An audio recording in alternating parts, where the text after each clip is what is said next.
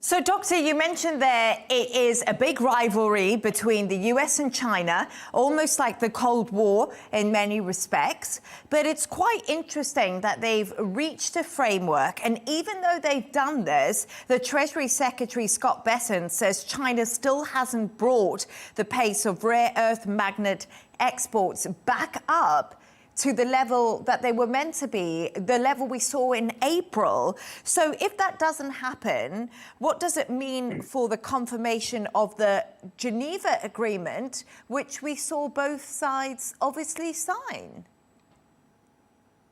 I think what's going on right now, it's this arm wrestling, trying to get each one what they want from the other. The rare earth is very important for the US. 70% depends on China from that. China knows it controls 90% of the rare earth globally, so it's trying to use that card. Nonetheless, there is a lot of issues, for national security, for the economic race, especially in the supercomputing system.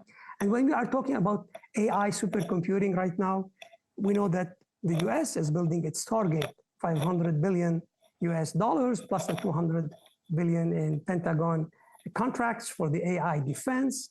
That actually creating a lot of intensity and the competitiveness in this role. It's spreading all beyond the tariffs. So there is a kind of package. I think they're working on that. They're also looking at the decoupling. We know recently that actually 30% of U.S. companies are being relocating from China to Vietnam and India, and that's double the rate since 2020.